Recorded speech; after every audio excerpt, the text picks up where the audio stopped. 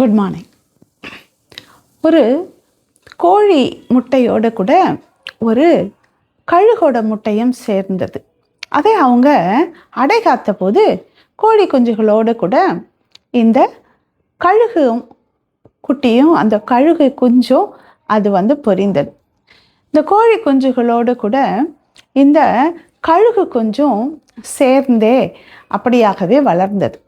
இதை ஒரு நாள் மேலே பறக்கிற கழுகு பார்த்துட்டு, நம்ம இனம் என்ன பூமியில் போயிட்டு குப்பையை கலரிட்டு புழுவெல்லாம் சாப்பிடுதே அப்படின்னு சொல்லிட்டு அது கீழே இறங்கி அந்த கழுகு கொஞ்சம் பார்த்து கேட்டுச்சு, நீ மேலே உயர பறக்க வேண்டிய நம்முடைய இனத்தை சேர்ந்தவன், நீ என்ன போயிட்டு கோழி குஞ்சுகளோடு கூட குப்பையில் புழுவையும் பூச்சியும் நீ சாப்பிட்டுட்டு இருக்கிற அப்படின்னு சொல்லிட்டு அந்த கழுகு குஞ்சுக்கு அந்த கழுகு சொன்னது. இப்போது அந்த கழுகு குஞ்சு சொன்னது, இல்லை இல்லை, நீ என்னை அடித்து சாப்பிட்ருவ அப்படின்னு சொல்லிட்டு அதை என்ன பண்ணுச்சான், பயந்து போய் ஓடி ஒளிந்து கொண்டதான்.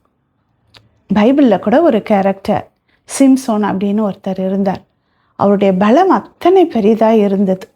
ஒரு முறை பெலிஸ்தியர்கள் அவரை கட்டி வைத்து இருந்த பொழுது பெலிஸ்தியர் வந்துட்டாங்க அப்படின்னு அவர் சொன்னபோது அந்த கட்டி வைத்திருந்த அவ்வளவு பெரிய கயிறெல்லாம் அப்படியே அவர் இழுத்து கொண்டு அந்த நிலைக்காலையே தூக்கி கொண்டு அவர் மலைக்கு ஓடி போனார் என்று அவ்வளவு ஒரு பலன் அவருக்குள்ளே இருந்தது.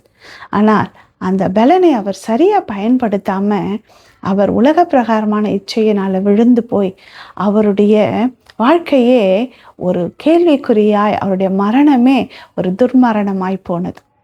இன்றைக்கு நீங்கள் கூட சாதாரணமானவர்கள் அல்ல. ஆண்டவர் உங்களை உயர்ந்த ஸ்தானத்தில் வைக்கிறவர்.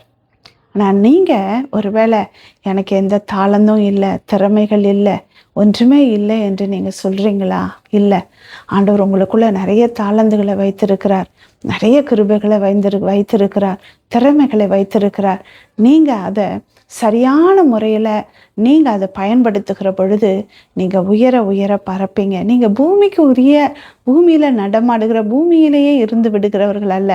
கழுகை போல உயர உயர உயர பறக்கும்படியாக கர்த்தர் உங்களுக்கு நிறைய தாளந்துகளை கொடுத்திருக்கிறார்.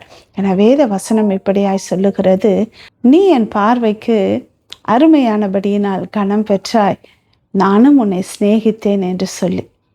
கர்த்தர் நம்மை பார்க்கிற பார்வை மேலானது, கனமானது, உயர்ந்தது. அதே போலதான் ஆண்டவர் இன்றைக்கு உங்களையும் அப்படியாக உயர்த்துகிறவராக இருக்கிறார். ஒருவேளை முடங்கி போய் உட்கார்ந்து இருக்கிறீங்களா?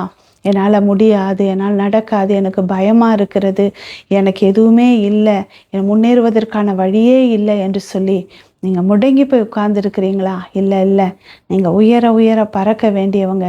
உங்களுக்கு கொடுத்த தாளந்துகளை நீங்கள் நல்லா பயன்படுத்தி நீங்கள் மேலே வரணும். உங்களை கனமான ஒரு இடத்துல, ஒரு கண்மலையின் மேலே உயர்ந்த ஸ்தானத்தில் உங்களை வைக்க கர்த்தர் ஆசைப்படுகிறார். கர்த்தர் உங்களை அப்படியாகவே நடத்துவாராக. நீங்கள் முயற்சி செய்யுங்க. Have a nice day. Jesus loves you.